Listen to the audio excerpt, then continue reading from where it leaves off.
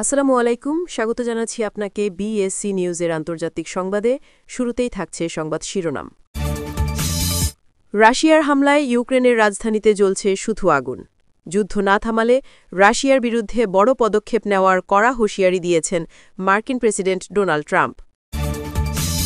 এদিকে গাজা শান্তি চুক্তিতে অংশ নেয়নি ইরান। ইরান মনে করছে শান্তি চুক্তি নামে যুক্তরাষ্ট্র এবং ইসরায়েল মিলে গাজা শাসন করার জন্য নতুন করে ফন্দি করছে। এদিকে যুদ্ধবিরতির চুক্তি ভেঙে আবারও লেবাননে ব্যাপক হামলা চালিয়েছে ইসরায়েল। কঠোর হুঁশিয়ারি দিলেন খামেনি। লেবাননে হামলা নিয়ে ইসরায়েলের বিরুদ্ধে এবার সরাসরি মুখ খুললেন উত্তর কোরিয়ার সর্বোচ্চ নেতা কিম জং উন। হামলা বন্ধ করতে ইসরায়েলকে দিয়েছেন তিনি সরাসরি হুমকি। এদিকে তুরস্কের সাথে সামরিক খাতে নতুন চুক্তি হয়েছে বাংলাদেশের। তুরস্ক থেকে প্রায় $600 বিলিয়ন অস্ত্র কিনতে যাচ্ছে বাংলাদেশ। এতক্ষণ শুনছিলেন সংবাদ শিরোনাম, এখন বিস্তারিত। এদিকে ইউক্রেন যুদ্ধ না থামালে রাশিয়ার বিরুদ্ধে বড় পদক্ষেপ নেবার কড়া হুঁশিয়ারি দিয়েছেন মার্কিন প্রেসিডেন্ট ডোনাল্ড ট্রাম্প। সম্প্রতি এক সংবাদ সম্মেলনে তিনি বলেন, রাশিয়া যদি যুদ্ধবিরতিতে রাজি না হয় তাহলে যুক্তরাষ্ট্র ইউক্রেনকে সরবরাহ করবে এমন সব ক্ষেপণাস্ত্র ও মিসাইল যেগুলো রাশিয়ার ভেতরের সামরিক ঘাঁটিতেও নির্ভুলভাবে আঘাত হানতে সক্ষম। ট্রাম্প এই বক্তব্য ঘিরে আন্তর্জাতিক অঙ্গনে শুরু হয়েছে তীব্র আলোচনার ঝড়। বিশ্লেষকরা বলছেন, এটি শুধু একটি রাজনৈতিক বার্তা নয়, বরং রাশিয়ার ওপর স্পষ্ট সামরিক চাপ তৈরি করার ইঙ্গিত। কারণ দীর্ঘদিন ধরেই রাশিয়া ইউক্রেন যুদ্ধ ইউরোপের নিরাপত্তা কাঠামোকে নাড়িয়ে দিয়েছে। এ অবস্থায় যুক্তরাষ্ট্রের এমন ঘোষণা নতুন করে উত্তেজনা ছড়াতে পারে গোটা অঞ্চলে। ট্রাম্প আরও বলেন, আমরা চাই না এই যুদ্ধ আর দীর্ঘায়িত হোক। রাশিয়াকে এখনই সিদ্ধান্ত নিতে হবে, শান্তি নাকি পরিণতি। তার দাবি, ইউক্রেনকে ভয়ঙ্কর মিসাইল সিস্টেম দেওয়া হলে রাশিয়া বাধ্য হবে পিছু হটতে। তবে তিনি এও সতর্ক করে দেন, রাশিয়া যদি জেদ ধরে থাকে তাহলে এবার ফলাফল হবে ভয়াবহ।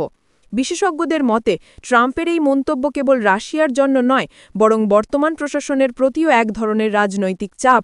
কারণ ট্রাম্প চাইছেন তার দৃঢ় অবস্থান দেখিয়ে আন্তর্জাতিক রাজনীতিতে নিজের প্রভাব আরও শক্তিশালী করতে।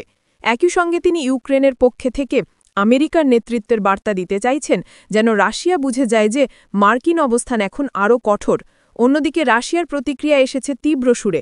ক্রেমলিন জানিয়েছে, যুক্তরাষ্ট্র যদি সত্যিই ইউক্রেনকে এই ধরনের দীর্ঘপাল্লার ক্ষেপণাস্ত্র সরবরাহ করে তবে রাশিয়া তা নিজেদের বিরুদ্ধে সরাসরি যুদ্ধ ঘোষণা হিসেবেই দেখবে। রুশ পররাষ্ট্র মন্ত্রণালয় জানিয়েছে, এই সিদ্ধান্ত কার্যকর হলে গুরুতর পরিণতির মুখোমুখি হবে বিশ্ব। এদিকে ইউক্রেনের প্রেসিডেন্ট ভলোদিমির জেলেনস্কি ট্রাম্পের বক্তব্যকে স্বাগত জানিয়েছেন। তিনি বলেন, আমরা চাই এই যুদ্ধ শেষ হোক, কিন্তু রাশিয়া এখনও পিছু হটেনি। যদি যুক্তরাষ্ট্র আমাদের আরও শক্তিশালী অস্ত্র দেয় তাহলে আমরা আমাদের স্বাধীনতা রক্ষা করতে পারব। এদিকে গাজার শান্তি চুক্তিতে অংশ নেয়নি ইরান। মধ্যপ্রাচ্যে চলমান উত্তেজনার মধ্যে এই সিদ্ধান্তকে ঘিরে শুরু হয়েছে নতুন আলোচনার ঝড়। ইরানের পররাষ্ট্র মন্ত্রণালয়ের পক্ষ থেকে জানানো হয়েছে, এই চুক্তির আড়ালে ভিন্ন এক ষড়যন্ত্র লুকিয়ে আছে। তেহরানের দাবি, এটা কোনো প্রকৃত শান্তি চুক্তি নয়, বরং যুক্তরাষ্ট্র ও ইসরায়েলের যৌথ ফন্দি, যার মূল উদ্দেশ্য গাজায় নতুন রাজনৈতিক নিয়ন্ত্রণ প্রতিষ্ঠা করা। ইরানের মতে, এই চুক্তির মাধ্যমে আমেরিকা ইসরায়েলকে সময় ও সুযোগ দিতে চাইছে, যেন তারা নিজেদের সামরিক অবস্থান আরও মজবুত করতে পারে। তেহরান বলছে, গাজার মানুষের রক্তের বিনিময়ে কেউ যদি রাজনীতি করতে চায়, ইরান সেটা কখনোই মেনে নেবে না। তারা আরও জানায়, ফিলিস্তিনের স্বাধীনতা ও ন্যায্য অধিকারের প্রশ্নে ইরানের অবস্থান স্পষ্ট। ইসরায়েলের সঙ্গে কোনো সমঝোতা নয়, বরং দখলদারিত্বের অবসানই হবে প্রকৃত শান্তির পথ। অন্যদিকে মার্কিন কর্মকর্তারা বলছেন, এই চুক্তি শান্তির নতুন সূচনা। কিন্তু ইরানের বক্তব্যে বোঝা যাচ্ছে, তারা এই প্রক্রিয়ায় সম্পূর্ণ অনাস্থা প্রকাশ করেছে। অনেক আন্তর্জাতিক বিশ্লেষক মনে করছেন, ইরানের এই অবস্থান মধ্যপ্রাচ্যে নতুন করে উত্তেজনা ছড়িয়ে দিতে পারে। কারণ গাজার ভবিষ্যৎ নিয়ে এখনই ভিন্ন মত দেখা দিয়েছে শক্তিশালী রাষ্ট্রগুলোর মধ্যে। পর্যবেক্ষকরা বলছেন, ইরান যদি ভবিষ্যতে এই চুক্তির বিরুদ্ধে সরাসরি অবস্থান নেয় তাহলে ইসরায়েল ইরান বিরোধ আরও তীব্র আকার নিতে পারে, যা পুরো মধ্যপ্রাচ্যকে নতুন সংঘাতের দিকে ঠেলে দিতে পারে।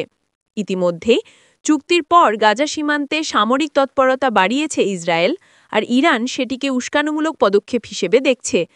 তেহরান জানিয়েছে, ফিলিস্তিনের ন্যায্য অধিকার ও স্বাধীনতা অর্জনের আগে কোনো শান্তি সম্ভব নয়। তাদের মতে এই চুক্তি কেবলমাত্র কাগজে লেখা একটি সমঝোতা, যার বাস্তব কোনো ফল আসবে না যদি দখলদারিত্ব অবসান না ঘটে। গাজার ভবিষ্যৎ এখন নির্ভর করছে এই চুক্তি সত্যি শান্তি বয়ে আনবে নাকি তা নতুন করে আগুন জ্বালাবে মধ্যপ্রাচ্যে। এদিকে যুদ্ধবিরতির চুক্তি ভেঙে আবারও লেবাননে ব্যাপক হামলা চালিয়েছে ইসরায়েল। রাতের অন্ধকারে হঠাৎ করেই ইসরায়েলি বিমানগুলো লেবাননের দক্ষিণাঞ্চলে প্রবেশ করে এবং বোমাবর্ষণ শুরু করে। বিস্ফোরণের শব্দে কেঁপে ওঠে পুরো সীমান্ত এলাকা। স্থানীয় বাসিন্দাদের মতে বহু মানুষ আতঙ্কিত হয়ে দৌড়াদৌড়ি শুরু করেছে এবং কয়েকটি বাড়ি ও গুরুত্বপূর্ণ ভবন সম্পূর্ণভাবে ধ্বংস হয়েছে। আহতদের মধ্যে অনেকেই শিশু ও নারীরা। আহতদের উদ্ধার করতে সেখানে স্থানীয় জরুরি দল ছুটে আসে, কিন্তু ধ্বংসস্তূপের নিচে আটকে থাকা মানুষদের উদ্ধার করা বেশ চ্যালেঞ্জের মুখে।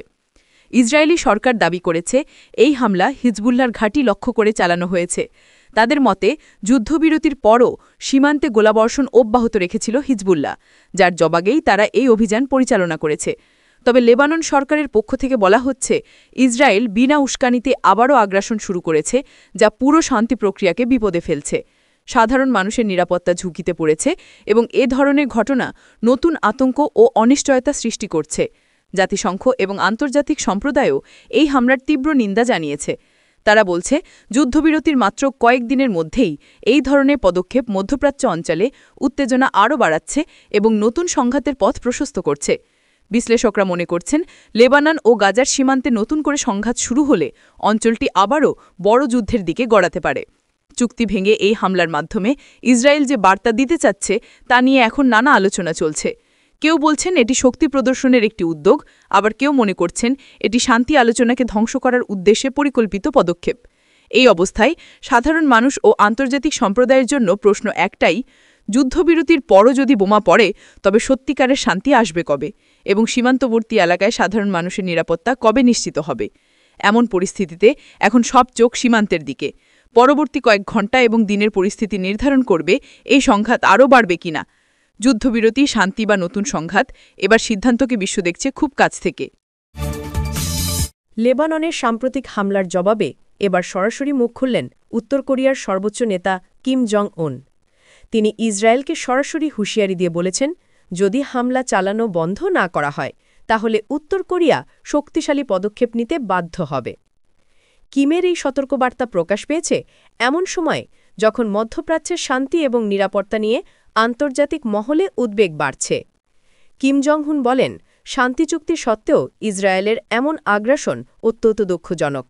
তিনি আরও বলেন, তাদের লক্ষ্য কেবল ইসরায়েলকে সতর্ক করা, যাতে ভবিষ্যতে লেবাননের বিরুদ্ধে কোনো হামলা না হয়। কিমের ভাষায় এটি একটি সতর্কবার্তা, যা শুধুমাত্র হুমকিতে সীমাবদ্ধ নয়, বরং শান্তি প্রতিষ্ঠার আহ্বানও বহন করে। তিনি স্পষ্ট করে উল্লেখ করেছেন, যদি ইসরায়েল এই সতর্কবার্তা উপেক্ষা করে তাহলে উত্তর কোরিয়ার পদক্ষেপ হবে ভয়াবহ। কিম জোর দিয়ে বলেন, এই পদক্ষেপ শুধুমাত্র লেবাননের জন্য নয়, এটি বিশ্ব শান্তি ও নিরাপত্তা রক্ষার প্রতিও প্রভাব ফেলবে। তার বক্তব্যে লেবাননের প্রতি সমর্থন এবং আন্তর্জাতিক সম্প্রদায়কে সতর্ক করার বার্তা একসাথে প্রকাশিত হয়েছে। কিম জং উনের এই হুঁশিয়ারি মধ্যপ্রাচ্যের রাজনীতিতে নতুন উত্তেজনা সৃষ্টি করতে পারে। বিশেষজ্ঞরা বলছেন, এমন পরিস্থিতিতে কূটনৈতিক প্রচেষ্টা আরও জোরদার করতে হবে এবং আন্তর্জাতিক সম্প্রদায়কে সতর্ক থাকতে হবে। একই সঙ্গে ইসরায়েলের প্রতিক্রিয়া এবং লেবাননের নিরাপত্তা পরিস্থিতি নিয়েও বিশ্ববাসী কৌতূহলপূর্ণ নজর রাখছে। তিনি আরও বললেন, আমরা চাই পুরো বিশ্বে শান্তি প্রতিষ্ঠিত হোক, লেবাননের জন্য আর কোনো হামলা চলবে না। কিমের এই বার্তা স্পষ্ট করে দিচ্ছে যে তিনি লেবাননের নিরাপত্তার প্রতি দৃঢ় সমর্থন প্রকাশ করছেন এবং একই সঙ্গে ইসরায়েলকে সতর্ক করছেন। এছাড়াও কিম জং উনের বক্তব্যে আন্তর্জাতিক সম্প্রদায়ের প্রতি একটি প্রেরণার সংকেত রয়েছে। তিনি বার্তা দিয়েছেন যে শান্তি প্রতিষ্ঠা এবং উত্তেজনা কমানো সকল দেশের যৌথ দায়িত্ব। বিশ্ববাসী এখন ঘষান্ট চোখে দেখছে এই সতর্কবার্তা পরবর্তী সময়ে কী ধরনের প্রতিক্রিয়া সৃষ্টি করবে। তুরস্ক বাংলাদেশের সঙ্গে প্রতিরক্ষা সম্পর্ক আরও শক্ত করার পরিকল্পনা করছে এবং প্রস্তাব করেছে প্রায় $600 মিলিয়ন প্রতিরক্ষা প্যাকেজ, যাতে রয়েছে আধুনিক মিসাইল সিস্টেম, ড্রোন, বিমান প্রতিরক্ষা এবং অন্যান্য সামরিক সরঞ্জাম। গত কয়েক সপ্তাহে বাংলাদেশের সামরিক নেতৃত্ব এবং তুর্কি কর্মকর্তাদের মধ্যে উচ্চস্তরের আলোচনা হয়েছে, যেখানে মূলত দীর্ঘ ও মধ্য রেঞ্জের বিমান প্রতিরক্ষা সিস্টেম, ড্রোন প্রযুক্তি এবং যৌথ উৎপাদনের সম্ভাবনা নিয়ে আলোচনা হয়েছে। বিশেষভাবে তুরস্কের হিসার ও সিপের ধরনের এয়ার ডিফেন্স সিস্টেম নিয়ে গুরুত্বপূর্ণ আলোচনা হয়েছে। চূড়ান্ত চুক্তি এখনও সম্পন্ন হয়নি এবং বিভিন্ন পর্যায়ে দর কষাকষি ও প্রযুক্তিগত আলোচনার প্রয়োজন রয়েছে। তবে বিগত বছরগুলোতে দুই দেশের সামরিক সহযোগিতা তীব্রভাবে বৃদ্ধি পেয়েছে, যৌথ উৎপাদন ও প্রযুক্তি হস্তান্তরের উপর জোর দেওয়া হচ্ছে।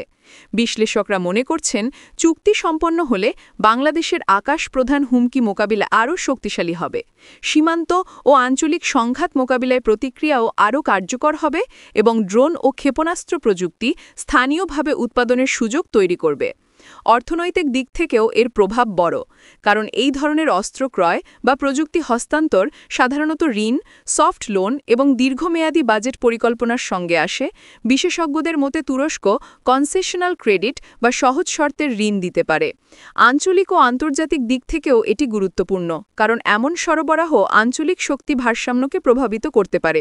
তাই ঢাকাকে কূটনৈতিকভাবে সম্পর্কগুলো ঠিক রাখতে হবে, যাতে নিরাপত্তা বাড়ানোর পদক্ষেপ আঞ্চলিক উত্তেজনা সৃষ্টি না করে। নাগরিকদের জন্যও এটি গুরুত্বপূর্ণ বিষয়, কারণ অস্ত্র আমদানির সঙ্গে প্রশিক্ষণ, রক্ষণাবেক্ষণ এবং স্থানীয় মানবসম্পদ উন্নয়নের দিকে নজর দিতে হবে এবং সংসদীয় তদারকি ও স্বচ্ছতা নিশ্চিত করলে নাগরিকদের আস্থা বাড়বে।